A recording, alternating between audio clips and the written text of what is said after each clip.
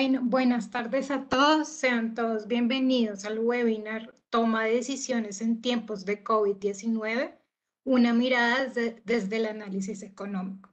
Actividad que hace parte del ciclo de charlas gratuitas ofrecidas por la Dirección de Educación Continua de la Universidad de los Andes, en conjunto con diferentes facultades también de la universidad, en esta ocasión en conjunto con la Facultad de Medicina y la Fundación Santa Fe de Bogotá.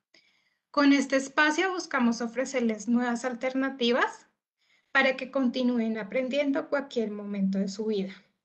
Antes de iniciar, queremos contarles que tendremos un espacio para responder sus preguntas. Así que los invitamos a enviar sus inquietudes escribiendo en Webex en el espacio de preguntas y respuestas. Y si nos acompañan por Facebook Live, por favor escríbanos en el espacio de comentarios. Les recomendamos que este evento está siendo grabado, por lo tanto, a través de correo electrónico les enviaremos el enlace para que puedan volver a verlo. Sin más preámbulo, el día de hoy nos acompañan como panelistas de este evento la decana Natalia Mejía, quien hará la presentación de los dos panelistas. Le cedo la palabra a la decana Natalia.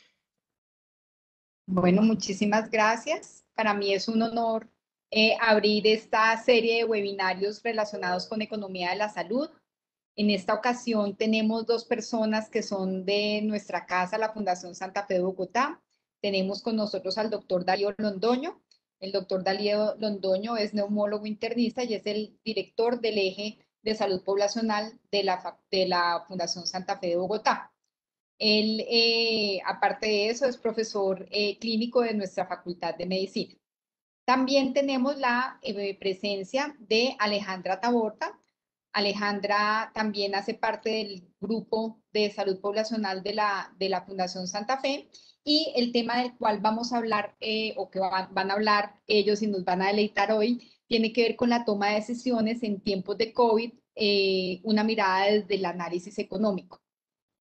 Todos esperamos que este curso, que hace parte de estos webinarios casi semanales o quincenales que hacemos en la Fundación Santa Fe y en la Universidad y en la Facultad de Medicina, sean para ustedes el abrebocas a un curso que vamos a ofrecer el próximo 27 de julio al 7 de septiembre. Este curso se llama Evaluación Económica en Salud, y la idea es que ustedes se deleiten con este y queden con las ganas de hacer parte y tomar este curso que cierra inscripciones el próximo 23 de julio.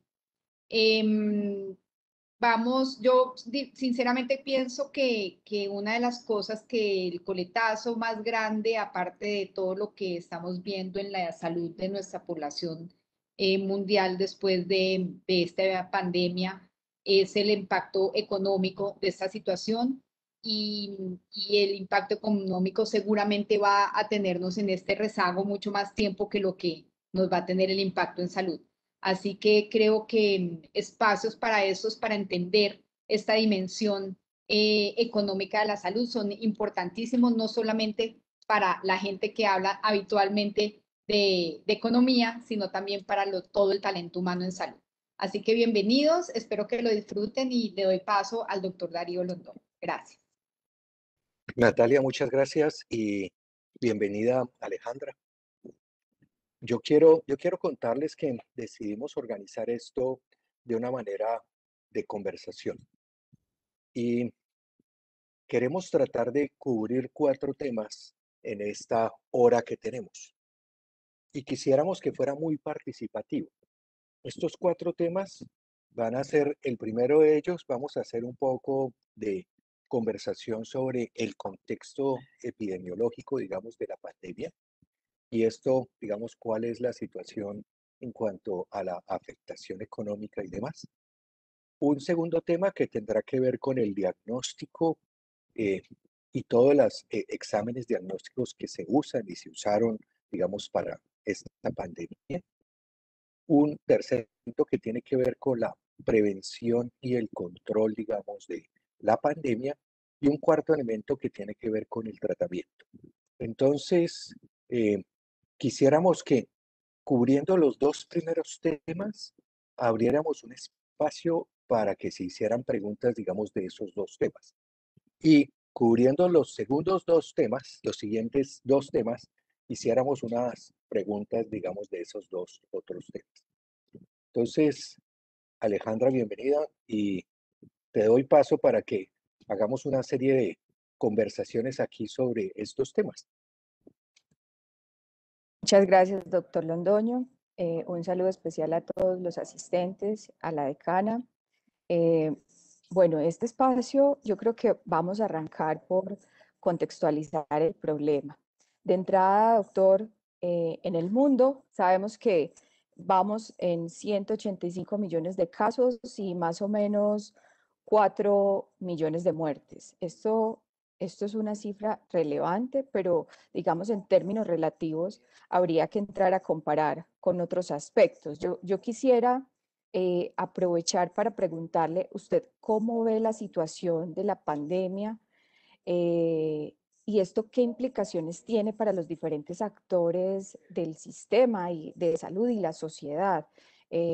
Digamos un poco haciendo énfasis en Colombia y sobre todo en esos picos que ya llevamos varios y ¿qué nos espera? ¿Cómo lo ve, doctor? Bueno, yo quisiera comentar que estamos en este momento acabando de pasar el cuarto pico, porque si nosotros, la gente dice, no, estamos en el tercero, realmente para mí hicimos un tercero y cuarto pico pegados. Hicimos uno pequeño, pues pequeño entre comillas, se pareció mucho a lo que ocurrió probablemente en enero, y después de eso hicimos uno mucho más grande, llegando a la situación que todos realmente conocen en este momento de las dificultades tan grandes que está sufriendo, digamos, el sistema en forma global. Entonces, uno se pregunta, ¿y qué va a pasar? ¿Será que va a venir el quinto, el sexto, el séptimo o qué? Y eso, entonces, ¿cómo nos preparamos o qué hacemos? Definitivamente, pues hay que tener en la mente que esto es un virus y estos son virus RNA. Y los virus RNA son virus que son realmente muy, muy poco estables. Son virus que mutan fácilmente, que cambian fácilmente, que tienen un cambio de características de una manera muy rápida. Si no estoy mal, ya se conocen como 1100 diferentes eh, serotipos del virus, digamos, de coronavirus. ¿Sí? Entonces, eso hace que uno pueda decir, uy, esto es terrible. Claro, tenemos 4 de ellos que son los que más nos preocupan en este momento y son los que nos tienen a todos como pensativos de cuándo van a aparecer en los diferentes sitios, porque eso puede cambiar, digamos, el comportamiento. Em, yo creo que no debemos esperar a que los serotipos aparezcan. Porque es que entonces estamos haciendo seguimiento y es muy importante que hagamos el seguimiento, digamos, de los serotipos y todo, pero tenemos que devolvernos al principio. Tenemos que decir, oiga, ¿qué está sucediendo? Vamos a seguir subiendo en casos cuando acabe de pasar, digamos, este pico, empiece a bajar y vuelva otra vez a subir. Pues yo diría sí. Y la gente va a decir, uy, pero entonces, ¿qué? ¿La vacunación qué? ¿Sí? Pero es que la vacunación es solo un pedazo de lo que vamos a conversar luego y entonces yo sí creo que vamos a tener que seguir haciendo, digamos, por lo menos las 3 M's que siempre hemos propuesto, que se llaman metros, lavado de manos y máscara. Y yo creo que esas son cosas que debemos perpetuar durante mucho tiempo más, aún estando vacunados, que eso, digamos, pues es una parte importante. ¿Qué pasa con el tema de la reactivación? Porque es que entonces uno dice, ¿y usted me está diciendo entonces que no reactivemos? Pues no lo podemos hacer. O sea, tenemos que reactivar, tenemos que hacer cosas porque es que la economía no aguanta más, ¿sí? Estamos en una situación absolutamente catastrófica desde el punto de vista social y económico. Entonces, si no hacemos un proceso de reactivación, pues vamos a estar aún peor. Pero eso, ¿qué implicaciones tiene en cuanto a las medidas que tomemos? Y ahí yo te quisiera preguntar, ¿tú has visto últimamente qué está pasando con la reactivación? O sea, la gente sigue haciendo, digamos, como los aforos juiciosos, o eso ya no existe, y sigue utilizando los tapabocas y todo en los lugares, o, o eso tampoco es importante. ¿Tú qué has visto de eso? Bueno, doctor, aquí pues no vamos a partir de estudios, pero de la vida real sí podemos comentar lo que está sucediendo. Resulta que las personas, después de un año y medio de pandemia, bajaron la guardia y están, yo creo que muy relajadas en cuanto a esas 3 M's que usted acaba de mencionar, que son fundamentales, estemos vacunados o no. Entonces, uno en lo cotidiano ve los medios de transporte masivo que la gente usa mal el tapabocas, no guarda las distancias. Me preocupa un poco el tema de los protocolos en los diferentes espacios de visita masiva, restaurantes, centros comerciales. O sea, realmente, y esto está sucediendo en todas las ciudades, todo el mundo se relajó. Además, si le aunamos a esto el fenómeno social que estamos viviendo como país, creo que hay una sensación de bajar la guardia. Y aquí sí creo que es importante que resaltemos, doctor, esas 3 medidas, esas 3 M's y tengamos que incluirle otras medidas adicionales. Una es la vacunación, ¿cierto? Y lo otro, que sí hay suficiente evidencia disponible, es la ventilación. Entonces estaríamos hablando de 3 M's y 2 B's, 2 V's para poder controlar y mitigar el efecto y disminuir un poquito la transmisión de este virus. Yo creo que esa es la situación actual y de pronto entonces me surge una inquietud, doctor, porque muchas personas dirán, yo ya me vacuné o bueno, en mi empresa, porque ahorita todas las empresas, los grupos privados están haciendo vacunación masiva. Entonces, esto significa que debemos volver a la presencialidad, digamos, esa toma de decisiones que implica para nuestro contexto. ¿Qué piensa usted, doctor? Yo creo que por ahora, digamos, no es sano. No es sano, excepto que si vuelven a la normalidad sea porque es obligatorio que lo tengan que hacer o porque definitivamente no se pueda prestar los servicios de otra manera o porque las personas tienen una posibilidad de mantenerse con todos los otros elementos que tú acabaste de mencionar. Buena ventilación, vacunados, que tengan las 3 M's que hablamos. Entonces, las 3 M's y las 2 V's cumplidas, uno pensaría que de pronto podemos llegar a tener un aforo importante. Pero en general, yo diría, deberíamos ser mucho más cautos todavía y deberíamos esperar un poco en el tiempo. Miremos que en Colombia se supone que hay como 20 millones y medio de personas que han recibido una dosis de vacuna, de los cuales como 4,5 han recibido, digamos, el esquema completo. O sea, todavía hay mucha gente sin esquema completo. Todavía hay muchas personas que no han cumplido, digamos, eso. Y, y, y no puede haber una falsa seguridad por la vacuna, ¿sí? Porque es que si no vamos a pagarlo nuevamente en estar en picos cada X tiempo y nos va a llevar a que el deterioro económico de todos los sectores sea aún mayor, porque si definitivamente hay nuevos picos, la situación se hace muy compleja para reactivar algunos de los sectores que son muy productivos.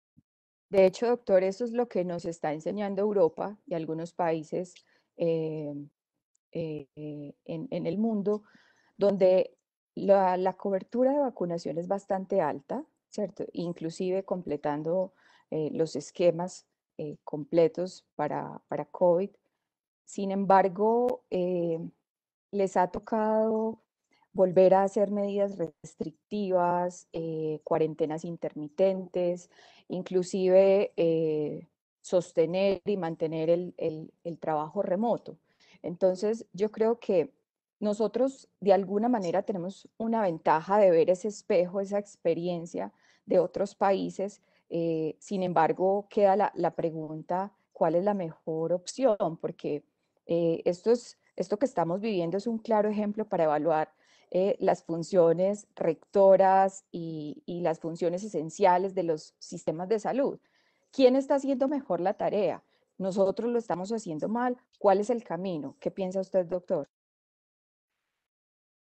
Todo depende de qué indicadores miremos, porque, digamos, uno puede decir que hemos logrado, digamos, eh, cubrir una gran cantidad de las necesidades del sistema, en el sentido en que la mayoría de las personas han logrado tener una cama cuando la necesitan, bien sea en su ciudad o en otra ciudad, pero digamos lo han logrado. Y digamos uno dice, eso es una de las cosas más valiosas, que las personas por lo menos no se queden sin un sitio de atención y no terminen muriéndose, digamos, en las casas sin poderle brindar ningún tipo de atención. Después uno se pregunta y dice, muy bien, pero ¿cómo le fue a las personas durante la hospitalización? Esa persona con una probabilidad de muerte alta, ¿realmente está logrando la supervivencia que esperábamos o estamos teniendo mortalidades más altas de lo que esperamos? Y ahí entramos en un problema porque, digamos, las discusiones pueden ser eternas. Y además podemos decir, no, es que en unos sitios son mejores, en otros sitios son peores. Y pues claramente eso lo sabemos hace mucho tiempo, que hay algunas diferencias hasta dentro de nuestros grupos poblacionales y hay algunas diferencias entre los sitios de atención de las personas. Entonces, pues entra a jugar parte muy importante el tema de calidad, que si tenemos una buena calidad, si tenemos los procesos adecuados, si tenemos una cantidad de elementos que sabemos, eso va a condicionar que tengamos unos resultados mejores. Si nosotros nos comparamos con algunos otros países a los cuales deberíamos parecernos como son los del OCDE, pues decimos, uy, nos ha ido como mal, ¿sí? Pero, pero por eso te digo, todo depende de lo que uno mire, ¿sí? Claro, y entonces ahí es cuando esos elementos que acabamos de comentar en cuanto al contexto nos dan pie para empezar a hablar del componente de diagnóstico, ¿cierto? Y yo quiero acá, doctor, abrir el tema, el bloque con, con lo que tenemos disponible. Las pruebas que tenemos disponible en este momento para COVID son tres, ¿cierto? La serológica, la antígeno y la PCR, siendo la PCR la prueba de oro, gold standard. Y esto lo he visto en la práctica, también en reportes de casos, y me llama mucho la atención porque es que las personas ahorita creo que están haciendo un uso inadecuado de esta opción diagnóstica. Y lo digo de la siguiente manera. Sabemos que la prueba serológica es en sangre y esa prueba no nos sirve para diagnóstico y en muchas ocasiones se usa para eso. Hay que tener en cuenta, ojo, con los falsos negativos. Creemos que porque nos hacemos una prueba, cualquiera que sea, específicamente esta serológica, y nos da negativo, pues ya nos vamos tranquilo y para la casa a repartir el virus si es que es un falso negativo. Esa es una. La otra es el antígeno Pero y yo, espera, quiero, antes de que te muevas de la serológica, quiero decirte de que si nosotros aprendimos cosas de esto, es precisamente de no malgastar el recurso de salud y no malgastarlo precisamente de pronto en pruebas que no son adecuadas, pero aún siguen usándose. Eso es lo grave. Y entonces De ahora acuerdo. se usan es con otro sentido. Entonces dicen, ay, no, hay que hacérsela para ver si tienes anticuerpos después de la vacunación o si tienes anticuerpos después de que te infectaste. Eso realmente creo que debería prohibirse casi ya su uso en la mayoría de los casos. Y no Absolutamente. hablo más de la estética. O sea, eso debería pasar a la historia de la medicina como un aprendizaje de lo que hicimos y que no deberíamos volverlo a repetir. De acuerdo, doctor. Y entonces están las otras dos opciones, el antígeno y la PCR. Entonces, resulta que el antígeno tiene una indicación específica y es que se debe hacer en personas sintomáticas después de la incubación, pues entre 5 y 7 días más o menos, ¿cierto? Para que el resultado sea más sensible. Y lo que está sucediendo es que uno ve personas que van a un centro de salud y dicen, ¿cuánto vale la PCR? ¿Cuánto vale el antígeno? No, hágame el más barato, sin tener en cuenta las características de las pruebas. Entonces yo creo que ahí estamos de alguna manera desperdiciando los recursos y lo que hay detrás de esto, porque cuando hablamos de análisis económico, no estamos solamente haciendo referencia a lo que sea más barato. Cuando hablamos de análisis económico es cómo logramos mejorar la salud con los recursos disponibles. Y eso no es más que hablar de valor en salud. Entonces, el uso de las pruebas me llama mucho la atención porque digamos que debe usarse específicamente en condiciones diferentes. La PCR, por su parte, se usa al segundo o tercer día de síntomas. Inclusive, si estamos hablando de personas asintomáticas, pero que tuvieron un contacto estrecho desde hace 7 días, pueden hacerse la prueba, ¿cierto? Entonces, en ese sentido, toca hablar desde un ámbito central, de la toma de decisiones desde el ámbito central. Y aquí toca hablar, doctor, de la estrategia PRAS, ¿o no? Es fundamental Sí, porque yo, después, yo, yo quiero decirte que tenemos una dificultad, y voy a decirlo así, con la estrategia PRAS, que la estrategia PRAS parte de la prueba, ¿sí? Y yo creo que eso no es, digamos, en términos reales lo que ocurre. En términos reales, lo que ocurre es que una persona tiene un contacto o se siente positiva o se siente con síntomas y ahí es cuando debe hacer su aislamiento y empezar a buscar la prueba. No es que me hice la prueba, entonces como me hice la prueba, ahora sí me aíslo y todas las cosas. Entonces, digamos que eso hay que irlo cambiando. Creo que, digamos, algunas estrategias las han llamado arepa, RAE, bueno, de todo eso ha tenido todos los nombres que uno quiera, pero buscan, digamos, cambiar un poco ese sentido, en el que uno lo que tiene que hacer es, oiga, yo estoy sintomático, oiga, yo tuve un contacto, aíslese, hágase la prueba y miramos, ¿cierto?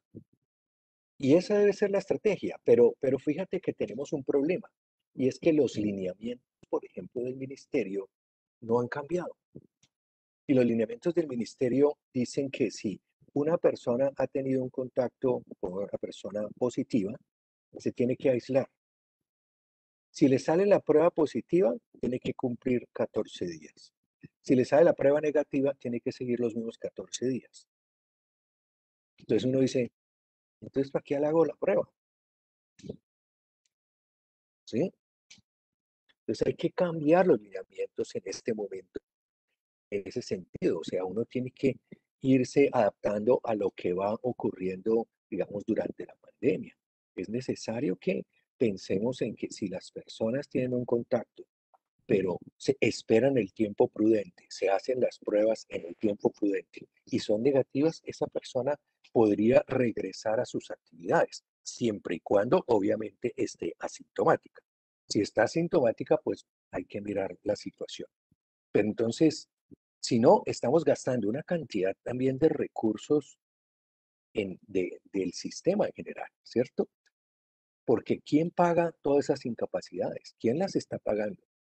Fíjate que tenemos ahí una brecha grandísima, porque algunas de las empresas no quieren pagar esos aislamientos.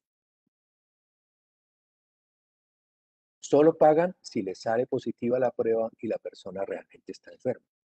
Pero a las personas que mandan a aislamiento no los quieren pagar, no les quieren pagar, digamos, esos recursos, lo cual hace que sea muy difícil para cualquier empresa, de todos modos, mantener eso. Y para los empleados, obviamente.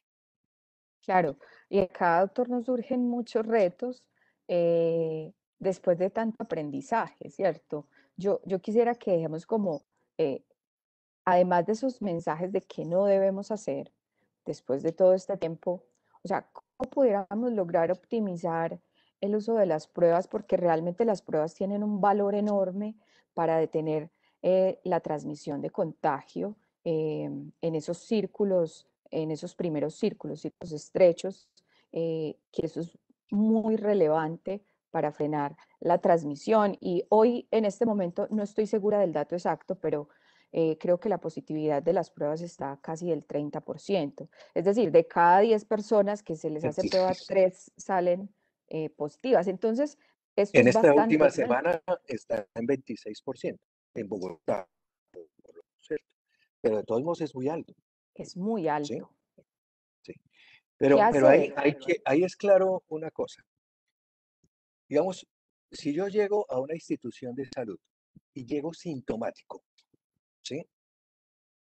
Ahí me pueden hacer un antígeno. Yo llego y estoy con una cantidad de cuadros que son altamente sugestivos del COVID.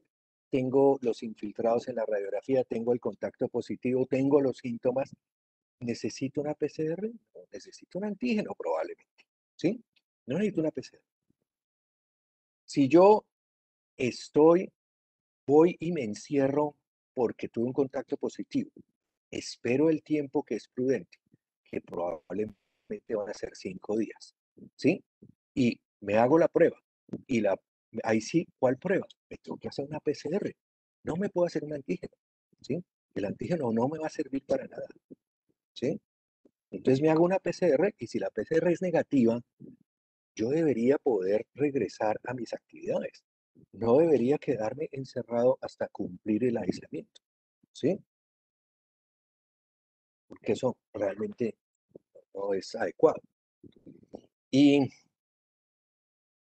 y, y obviamente una de las cosas que tenemos que lograr es que las personas piensen es, óigame, tengo contacto con alguien que fue positivo, tengo síntomas, eh, me aíslo de una vez, porque es que eso nos va a ayudar a parar la transmisión, ¿sí?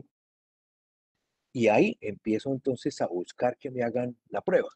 Pero también es importante la oportunidad de la respuesta de la prueba, porque estamos viendo algunas dificultades en la respuesta de la prueba. Las personas llaman y dicen, ay, sí, sí, sí, ya le vamos a enviar. Se la envían 2 o 3 días después y la respuesta la entregan 8 o 15 días después. ¿Ya para qué sirve eso? ¿Cierto? Entonces, digamos que todo eso son elementos que lleva realmente a un sobrecosto que se llaman costos de no calidad, porque es que ahí estamos botando una cantidad de dinero en cosas que no nos sirven para la toma de la decisión. Muy bien. Yo creo, doctor, que hemos abarcado 2 bloques. Vamos a mirar porque tenemos algunas preguntas. em, a ver si les damos respuesta, generamos discusión y continuamos con Creo los que otros 2 bloques. Daniela nos va a manejar la parte de las preguntas. Daniela, Sí, Ok, señor. Les comento que en este momento no tenemos ninguna pregunta de parte de los ¿no? participantes. No. Ok. Los invitamos a compartir sus preguntas si tienen alguna duda en este momento. yo estoy viendo un par de comentarios acá en el chat. Sí, pero no hay preguntas hasta el momento. Ok, muy bien. Si Entonces quieren, pueden vamos, seguir. Entonces, eso, sigamos, porque los otros siga. temas también son nutridos. ¿Sí? Claro que sí. Además del diagnóstico oportuno de COVID, doctor, nos enfrentamos a las medidas que ya mencionamos al inicio de las 3 M's y las 2B. Y ya sabemos, metros, máscara, manos, ventilación y vacuna. Y en esta última V, en la vacuna, es que vamos a hacer énfasis en este bloque. Vamos a hablar de las vacunas, porque entonces se ha generado una discusión enorme en redes sociales sobre cuál vacuna es mejor y entonces están diciendo que alguna no sirve y entonces no quieren esa marca y aquí entramos frente a un problema adicional, paralelo, convergente, que se llama desinformación, ¿cierto? Y cualquier persona que salga y que tenga un número de seguidores importante en redes nos genera mucha incertidumbre, más de la que tenemos para las medidas de control y prevención de COVID en nuestro contexto. Entonces, si a Pero usted le yo preguntan, quiero preguntarte, Aleja, si es costo efectivo vacunar, si es costo efectivo realmente para un país vacunar. por supuesto, doctor, y lo voy a justificar con dos argumentos. Primero, es que ya hay estudios de costo-efectividad. En Estados Unidos, en Inglaterra y Alemania han mostrado estudios que la vacunación de COVID, en cada uno de estos países se evalúan diferentes alternativas, pero en todos la conclusión es una opción costo efectiva. Ahora, no conozco estudios específicos para Colombia y digamos que ahí uno entra en una discusión si uno puede extrapolar o no los resultados de otro país al nuestro, porque es que la disponibilidad a pagar y la caracterización del sistema de salud y los costos varía. Entonces uno se hace la pregunta, bueno, ¿y será que para Colombia? Bueno, ya con esa evidencia a uno le da una referencia de que eso es costo efectivo. ¿Qué significa que es costo efectivo? Que vamos a lograr mejores resultados en salud con una cantidad razonable de dinero para invertir en eso. Es decir, que vale la pena invertir en la vacunación. Y los estudios de costo efectividad nos dan una información muy valiosa en términos marginales o incrementales cuando estamos comparando alternativas. Entonces ahí no hay duda. La cuestión es, y yo preguntaría es, bueno, es costo efectivo, pero ¿cuál es el impacto presupuestal? Entonces, cuando hablamos del impacto presupuestal, y estos son análisis que hemos hecho ya con varios escenarios, países e inclusive el nuestro, ¿qué pasa con la vacunación? Entonces, la primera pregunta, y antes de responder si es costo efectivo o no, es cuál es la mejor vacuna? ¿Cuál es la más efectiva? ¿Cuál es la mejor? Esa es la pregunta. La primera que me ofrezcan. Absolutamente. Esa es la mejor vacuna. Ahorita, en este momento, y aquí hay que tener en cuenta una particularidad, y es que cada día está saliendo nueva evidencia, nuevos estudios sobre la eficacia comparativa. ¿Esto qué nos muestra? Todas sirven. ¿Para qué? Para evitar que las personas se compliquen y lleguen a hospitalizarse, a una UCI y fallecer. Aquí realmente nos interesa evitar muertes en Colombia y en el mundo. Entonces la vacunación no solamente nos evita tener casos complicados, sino muertes. Y eso en términos agregados es muy interesante verlo desde la perspectiva económica, porque entonces en Pero este eso sí momento, tiene beneficios individuales y colectivos, ¿o realmente? yo pienso que sí, doctor, o sea, con una persona que no llegue a UCI, em, digamos, el costo de oportunidad es esos recursos que no se están usando para eso, se pueden usar para otra situación, ¿cierto? No podemos olvidar que además del COVID, las demás enfermedades siguen. Tenemos una carga de enfermedad por otras causas, atribuibles a causas crónicas, infecciosas y traumáticas. Entonces, necesitamos recursos para atender la salud de la población. Eso tiene un beneficio individual, por supuesto, y colectivo por el costo de oportunidad, ¿sí? Pero Aleja, yo creo que te metes con esa otra parte de la otra parte de la carga. Ahí tenemos una dificultad y es que no hay recurso para atender todo. Y no hay Por su- recurso, no digo no solamente financiero, sino humano también. por supuesto, por supuesto, pero yo quiero plantear este escenario. ¿Cuánto costaría vacunar a toda la población colombiana? Y dentro de los presupuestos, primero el gobierno sacó una resolución y nos habló como de 1 billón de pesos, ¿cierto? Esto se ha ido aumentando y los diferentes datos nos dan entre 1 y 3 billones de pesos. Eso es lo que nos cuesta vacunar a todo el país. Ahora, eso depende de qué tipo de vacunas se apliquen, ¿cierto?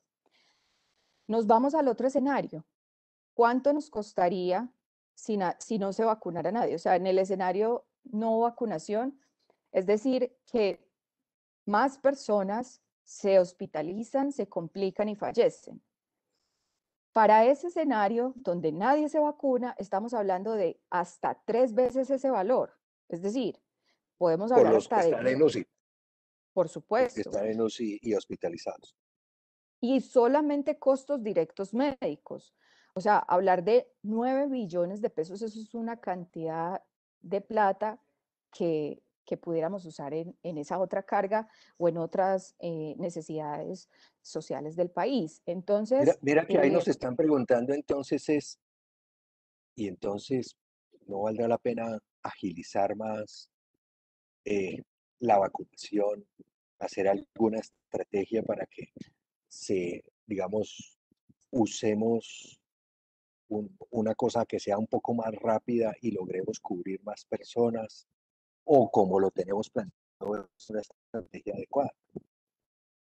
yo realmente estoy sorprendida con las fases de vacunación. Yo creo que al inicio del año tenía una percepción más pesimista porque ya la mayoría de países de la región estaban negociando y aplicando ya las vacunas. Nosotros empezamos tardíamente. Sin embargo, en este momento creo que ya hay más de 20 millones de personas vacunadas, al menos con una dosis. Eso es un avance, eso es un avance. Yo creo que se pudiera, y lo digo por mi experiencia, yo ya me vacuné por ser docente y creo que eso es una de las bondades de nuestro sistema de salud. Pero me llamó mucho la atención, es decir, como el protocolo para vacunarse, debería haber 2 filas que se vayan a vacunar, quienes tienen cita y quienes están priorizados en las fases. Yo creo que pudiera ser más rápido, creo que pudiéramos tener oportunidades de mejora en ese sentido, pero no hay que olvidar que Colombia, y usted bien lo sabe, doctor, tiene muchas particularidades y que somos 3 o 5 países en uno. Entonces yo creo que ahí es donde están los retos. Creo que hemos mejorado, pero falta, ¿cierto? Esa es mi percepción. Pero si pensamos, o sea, aquí te voy a hacer una pregunta que va a sonar horrible. Ay, Dios mío. Si pensamos que una gran parte de la productividad del país está en las grandes ciudades y está relacionada con algunos sectores específicos productivos, uno no debería, digamos, favorecer también la vacunación en esos sectores. No solo, o sea, estoy de acuerdo a los que tienen mayor riesgo de morirse, estoy de acuerdo a los que tienen mayor riesgo de infectarse, eso no tengo dudas, pero también a esos otros grupos que tienen algunos elementos que en este momento son importantes para ayudar a la reactivación de nuestro país, Sin que tiene duda, un componente económico gigantesco, que es los sectores, hay algunos sectores que mueven la economía del país, ¿sí? Yo sin sé que duda. suena inequitativo como de pronto pensar en que que uno no envíe a todos los lugares del país la misma cantidad de vacunas o cosas, ¿cierto? Pero yo digo, ¿no será bueno también priorizar algunos sectores, algunos sitios para poder después avanzar a otros lugares? Porque además sí, hay sitios que utilizan otras estrategias diferentes y que además no quieren vacunarse. Eso que usted acaba de tocar es otro elemento, doctor, porque en Colombia y en los países de la región hemos visto cómo ha aumentado el porcentaje de personas interesadas o dispuestas a vacunarse. Es lamentable que sigamos teniendo esos porcentajes tan bajitos por culpa de la desinformación, pero sin duda yo creo que hay que focalizar, priorizar estos grupos. Si estamos pensando en reactivar la economía, en hacer actividades presenciales, lo mínimo que hay que hacer es considerar esos grupos expuestos, mínimo. Eso hay que hacerlo. Y me parece que no sería algo inequitativo, porque es que recordemos que la equidad es darle lo que necesita a quien lo necesita. Y en este caso aplicaría, estaríamos incurriendo en un tema de equidad y justicia, porque es que miremos quiénes son los más expuestos. O sea, de entrada, por ejemplo, pongamos solo ejemplo de los conductores o taxistas, transporte público, son los que transportan a Raimundo y todo el mundo. Entonces, esos son agentes necesarios para priorizar. Si estamos pensando en la reactivación, en actividades presenciales, que eso es otra cosa, doctor, en este punto, entonces, ¿qué hay que reforzar? Y yo creo que las medidas de prevención, ya sabemos que las vacunas no solamente son costo efectivas, sino que generan un ahorro potencial para los sistemas de salud, para las instituciones. Aquí habría que pensar en las perspectivas Pero y retos. yo quiero traer aquí una cosa que es muy importante. La gente dice, hay que vacunar, hay que vacunar, hay que vacunar, hay que vacunar. Ok, está bien, pero, pero no podemos olvidar las otras medidas. Yo te conté una situación que tuve en estos días. Fui a una comida, a un restaurante, y me dio miedo. ¿Por qué? Porque había, yo creo que más gente de lo que había antes de la Ujú. pandemia en ese restaurante, ¿sí? Y sin ningún tipo de ventilación. Entonces uno dice, Dios mío, ¿aquí qué estamos haciendo? ¿Sí? O sea, no estamos cumpliendo con cosas absolutamente básicas. De acuerdo. Y yo le quiero hacer una serie de preguntas a usted, doctor, en términos de costos. ¿Cuánto cuesta mantener la ventilación adecuada? Nada, porque es que si uno lo piensa, en este momento, digamos, la recomendación principal es que se deben tener medidores de CO2. Ujú. Y los medidores de CO2 son baratísimos. Y uno puede hacer el conteo del CO2 y puede saber realmente con eso si es un sitio seguro o no, porque hay una buena ventilación. Pero es que es abrir algunas ventanas casi, es abrir algunos sitios de ventilación, es abrir algunas cosas que no son tan complejas. En algunos lugares sí son difíciles, porque Ya, tienen todo un sistema cerrado, y entonces son solo aires acondicionados especiales y todas las cosas, y no pueden abrir ventanas, y bueno, etcétera. Eso es otra cosa. Pero sí creo que, digamos, los sitios tienen que hacerse responsables también de eso, en que ellos digan, oiga, yo voy a procurar tener un sitio seguro. Y un sitio seguro no es poner geles, no es que la gente se lave las manos y que se quite el tapabocas, haga fiesta y no ventilemos, porque si no, ellos mismos se están clavando el cuchillo, perdón que lo diga de esa manera, en la reactivación económica. de acuerdo, doctor. Y yo a esas estrategias de prevención y control, yo le sumaría dos letras. O sea, ya llevamos 3 M, 2 Vs, y le sumaría la P y la C. Y la P corresponde a protocolos. No podemos fallar en los protocolos. Esto es lo que usted acaba de mencionar. lastimosamente, en esas ganas de reactivación, de recuperación de la economía, estamos fallando y esa es una asignatura pendiente, el cumplimiento de los protocolos. Y la C es la conciencia. De nada sirve, doctor, tener la información, tener los recursos a la mano, porque la ventilación no cuesta. La vacuna podemos ir de manera gratuita a acceder a ella. El distanciamiento físico no cuesta, el lavado de manos no cuesta. Estoy hablando en términos absolutos, pues, pero sí puede costar, pero en términos generales, ¿qué cuesta? Yo creo que lo que más nos cuesta es la conciencia. Si nosotros asumimos la conciencia como que es un acto de responsabilidad individual que genera beneficios en la comunidad, en lo colectivo, yo creo que nos vamos a salvar, porque esto va para largo. ¿O usted Bu- qué piensa? No, no, no. Yo pienso que de pandemia vamos a seguir divirtiéndonos durante unos cuantos años todavía, porque es que no sabemos ni siquiera cuánto tiempo nos va a proteger la vacuna. Sabemos que ya si uno se infecta, los anticuerpos empiezan a bajar de una manera rápida a los 3 o 6 meses. Entonces, pues realmente eso no nos está sirviendo para protegernos. Y ya están apareciendo cosas que dicen, ay, ¿sabe qué? Va a tocar como que vacunarse como cada 6 meses o cada año.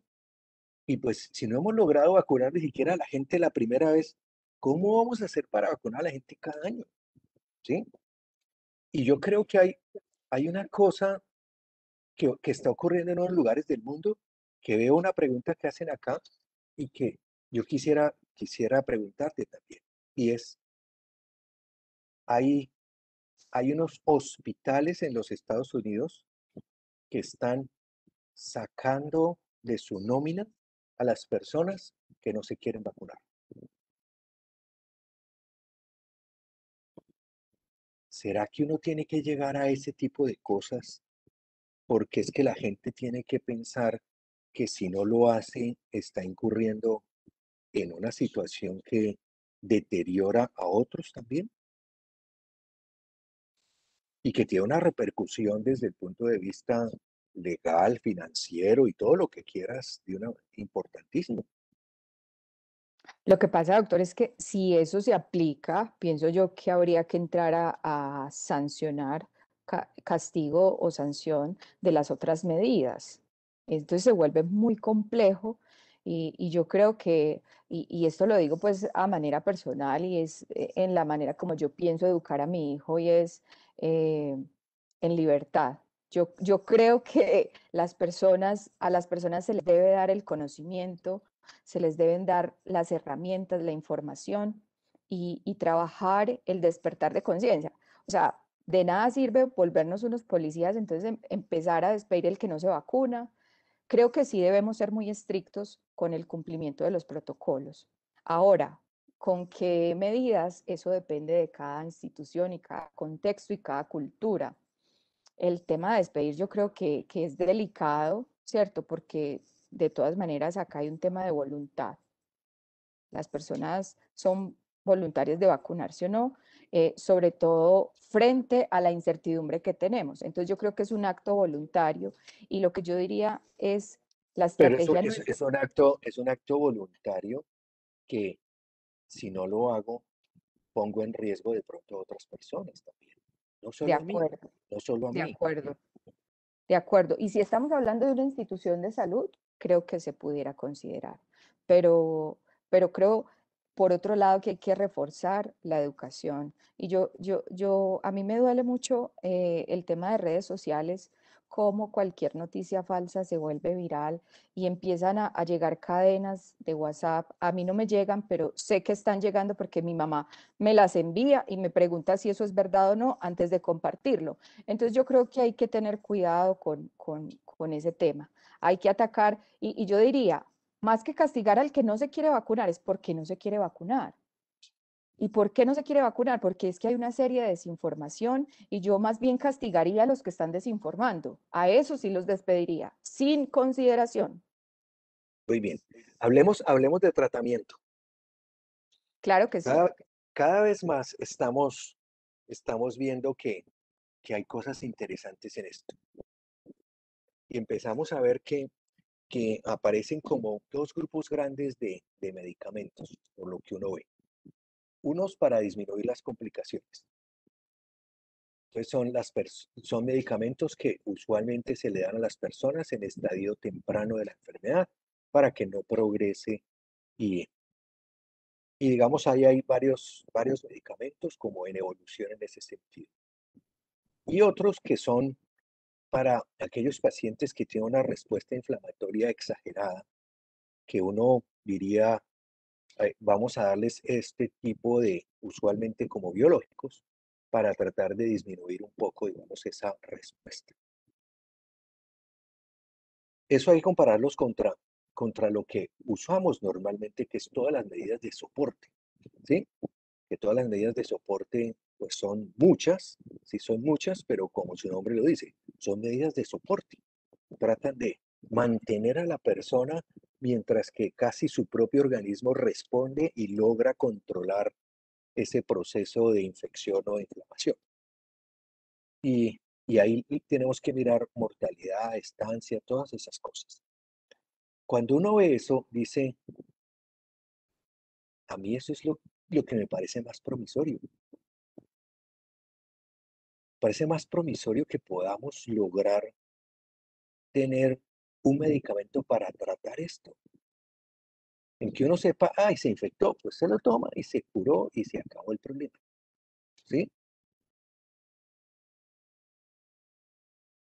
Porque para que logremos, digamos, control o logremos vacunar a los 7 u 8 billones de personas del mundo, nos vamos a echar unos cuantos años. Y, y si vamos a tener que hacerlo cada año, pues peor aún, ¿sí?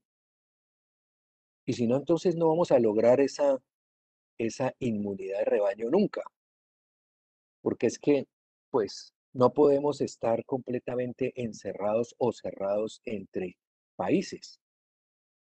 Vamos a tener que seguir haciendo, digamos, cruces. Y al hacer cruces, entonces, pues tienes todo el riesgo de infectarte de un lado a otro. Una pregunta, doctor. Entonces, ¿uno qué hace? ¿Uno qué hace ahí? O sea, ¿uno qué hace? ¿Por qué no se ha impulsado lo mismo que se impulsó la vacuna? Se impulsaban los tratamientos. ¿Y por qué, digamos, muchos de esos tratamientos, sé que algunos de ellos ya la FDA, por ejemplo, lo aprobó como un medicamento para tratar, digamos, la respuesta inflamatoria grave, ya lo aprobó, ¿sí? Y, y lo aprobó como, pues, obviamente fuera de su recomendación, porque la recomendación es para manejo de otra cosa, ¿sí? Entonces, off-label lo aceptó, pero, pero eso va a tener implicaciones económicas grandes también, porque, pues, como tú sabes, muchos de esos biológicos tienen un costo alto. Yo creo que es importante que en este punto de tratamiento, eh, así no podamos responder las preguntas porque tenemos más preguntas que respuestas. No sé usted qué piensa, doctor, pero hay que tener claro para qué tipo de población específica está indicado y está probado que funcionan los tratamientos. Y sobre todo contra qué nos comparamos y eso qué nos permite. Porque con una evaluación económica en salud eh, podemos, con estos elementos, responder esa pregunta, si algo es costo efectivo o no. Y yo creo que nos pueden decir, listo, mejora la sobrevida, por un lado. La otra pregunta que nos tenemos que hacer obligadamente es cuál es el perfil de seguridad de estos medicamentos biológicos. Es decir, puede ser que sean muy seguros o no, eso depende. Entonces hay que tener la suficiente información de calidad para determinar si es costo efectivo o no. No sé, y de pronto, doctor, aquí espero no corcharlo, porque esta pregunta me la han hecho en todos los escenarios, que si ECMO es costo efectivo, que sí ECMO, porque todo el mundo quiere ECMO, ¿cierto? Ante la incertidumbre, ante la situación de tener un paciente delicado hospitalizado, entonces necesito ECMO, ECMO. A mí me han escrito muchas personas que si conozco quién, dónde, ECMO, y bueno, un momento. Entonces yo creo que es importante mencionar esa medida de soporte, qué Mira, significa. lo primero que quiero decirte es que la gente no entiende ni siquiera lo que implica un ECMO. La gente De piensa acuerdo. que puede salir allí a la esquina, comprar un equipo y ponérselo a la gente y listo. Eso, Ujú. eso no es así. O sea, el ECMO es un equipo de muy alta tecnología y además el equipo, voy a decirlo entre comillas, es lo de menos. Lo más complejo es tener un grupo de personas entrenado en su manejo de una manera adecuada y además tener el personal que se va a dedicar a ese paciente durante todo el tiempo que tiene el ECMO. El ECMO usualmente tiene que usarse por unas 3, 4, 5, hasta 6 semanas, ¿sí? Y, y eso es una cosa que es, digamos, como al que está desahuciado, ya, que se va a morir, que no hay nada más que hacerle, venga, pongámosle esto a ver si de pronto, ¿sí? Entonces, digamos, eso hace que sea muy difícil. Y si tú me preguntas, y aquí entro en un tema ético que va a ser, que es complejísimo, es decir, uno le debe meter todos los recursos a ese paciente que ya sabe que de todos modos la probabilidad de muerte es súper alta. No sé, si uno tuviera la certeza que con esta tecnología va uno a sacar y le va a quitar la mortalidad de una manera importante, pues pensaría que sí. Pero sabemos que es marginal en muchos casos la disminución de la mortalidad de estos pacientes. ¿Sí? Les dice o no, de pronto son medidas superfluas con un costo muy alto. ¿Sí? De acuerdo, doctor. Y eso da pie para una discusión mucho más profunda en términos de cuestiones éticas y complejas.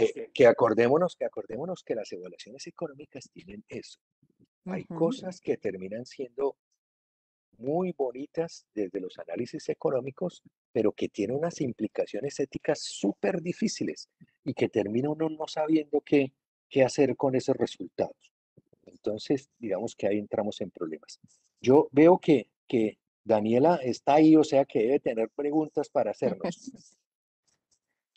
Así es, chicos. Doctor y Alejandra, les comento que ya nos queda poco tiempo, pero sí tenemos varias preguntas. Y una de las preguntas es, ¿Colombia si podría crear una vacuna, tendría el recurso económico para hacerlo? Uy, Aleja, a ver, ¿qué piensas tú? Pues doctor, yo creo que aquí hay un tema más profundo, ¿cierto? De poder sí, el límite es el cielo, ¿cierto? Pero, o sea, hay una cuestión dentro de la agenda socioeconómica del país, eh, es pensar en la investigación y desarrollo, en la inversión en ciencia. Entonces, creo que es mucho más profundo el debate dentro de las prioridades de la agenda del gobierno actual. Entonces, de poder sí, no sé si, no creo que en el corto plazo tendríamos que tener un contexto, una situación diferente. No lo veo tan posible, pero no sé usted qué piensa, doctor. Digamos, yo creo que si nos vamos a nuestra historia en el pasado, nosotros éramos un sitio que producíamos una cantidad de cosas.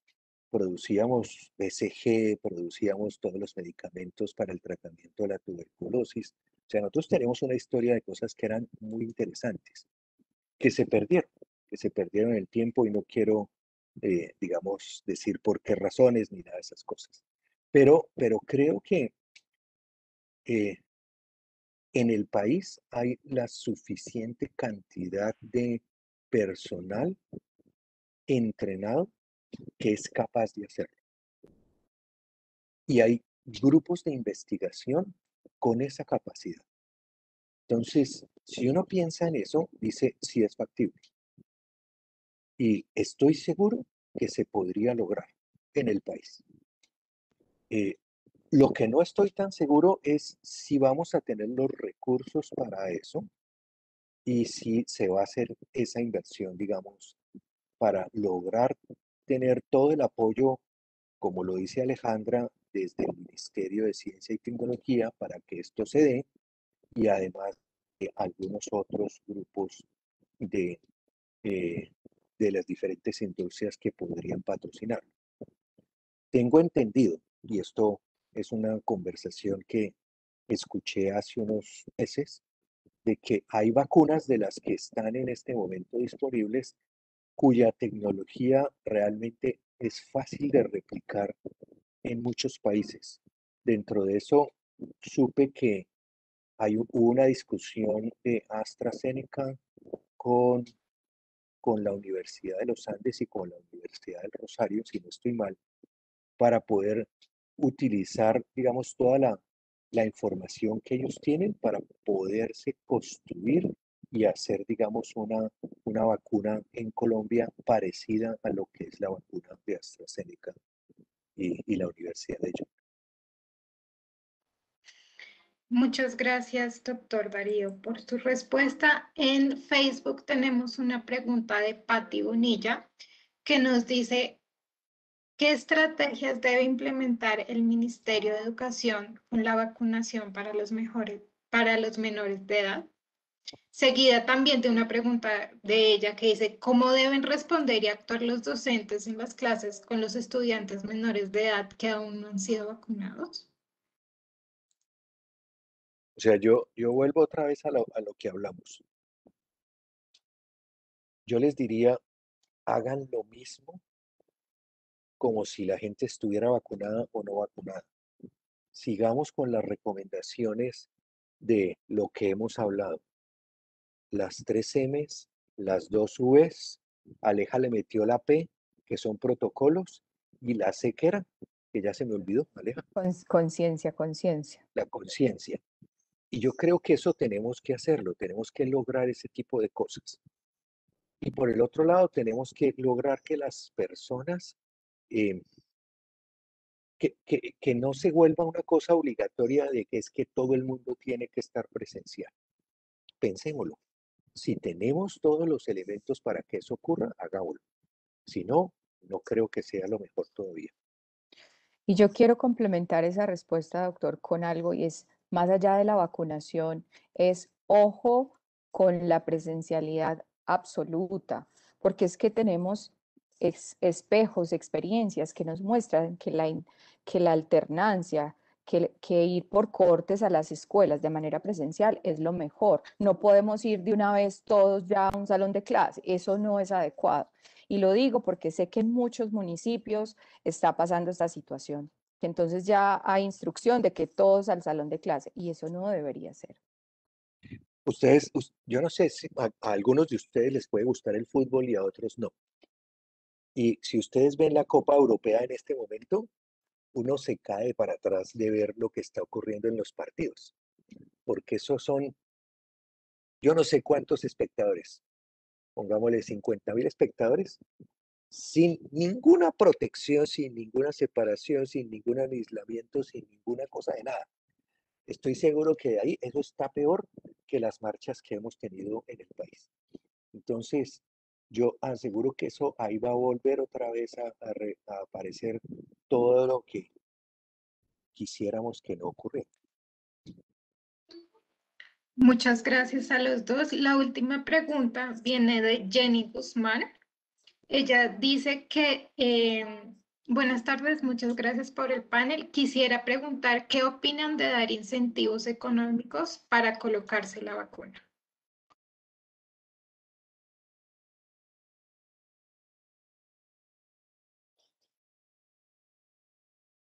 O sea, en mi cabeza no cabe eso, en mi cabeza, ¿cierto? O sea, yo pensaría que eso, digamos, debe ser una decisión de vida, casi, ¿sí? Entonces, para mí eso no tendría ningún sentido, de que uno tuviera que presionar a las personas con recursos financieros o con castigos o con otras cosas para que eso ocurra, ¿sí? Yo sí creo que, Yo pienso, como dijo Aleja hace un rato, necesitamos es mejorar mucho la información y que las personas entiendan lo que significa no vacunarse y lo que significa vacunarse. yo quiero dar un mensaje acá y es que la vacunación es un acto de responsabilidad y de amor. Y para eso no necesitamos incentivos económicos. Listo. Nos llega una última pregunta de Facebook. Es de, espérense que se me perdió. Es de Betty Velázquez. Dice, ¿por qué se dice que la vacuna Pfizer es mejor y en este momento se habla de una tercera dosis?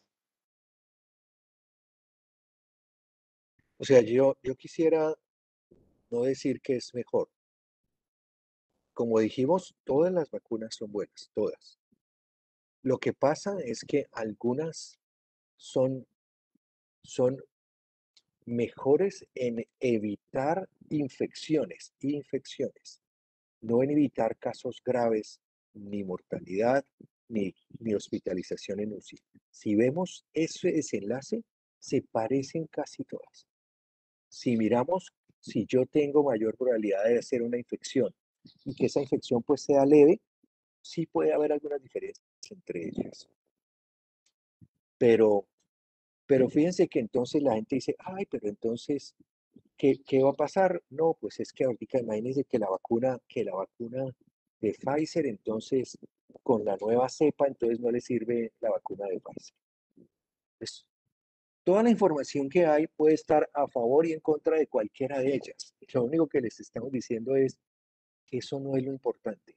Lo importante es que todas ellas van a lograr un impacto importantísimo en mortalidad, un impacto muy grande en cantidad de sobrecarga del sistema, porque las personas no necesitan acudir a las unidades de cuidado intensivo y en muchos casos a la hospitalización.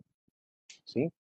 Que eso realmente es una cosa que es lo que necesitamos de manera urgente dentro del sistema para poder cuidar a las otras personas de las otras patologías también, porque si nos damos cuenta, se han abandonado los niños en su vacunación, se han abandonado los pacientes crónicos en su seguimiento, y eso es una situación catastrófica que nos la va a cobrar, digamos, la situación de salud en corto tiempo.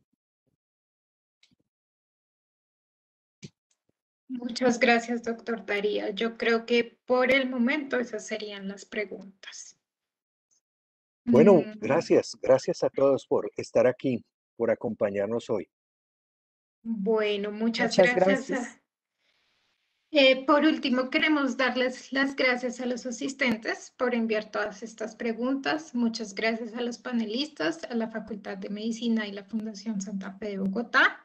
Acabamos de compartir por el chat un enlace que les pedimos abran antes de irse. Es una encuesta muy corta en la que podrán contarnos cómo les fue en esta actividad. También les contamos que en el enlace de nuestra página web en la que podrás volver a vivir este evento y conocer otras actividades como esta que tenemos programadas. Por ejemplo, la próxima semana tendremos webinars con temáticas como cómo impacta BIM en el presente y futuro del arquitecto. Será el lunes 12 de julio a las 6 p.m. Otra es Ciencia, Innovación y Gobernanza de la Teoría a la Práctica. Será el martes 13 de julio a las 6 de la tarde. Y el próximo es Mitos en Salud Infantil, que será el jueves 15 de julio a las 6 de la tarde. En esta página también podrán conocer todos los contenidos digitales que la universidad está liderando en este momento. De nuevo, muchas gracias a todos por su participación. También muchas gracias a los asistentes que nos acompañaron en nuestro Facebook Live. Esperamos que esta actividad haya sido provechosa para ustedes y que nos sigan acompañando en el resto de actividades programadas. Que tengan una feliz noche. Nuevamente, gracias por participar y nos vemos en la próxima. Recuerden el curso de Economía de la Salud que principia a finales de este mes. los invitamos a que se inscriban. Bueno, muchas gracias a todos y que tengan una feliz tarde.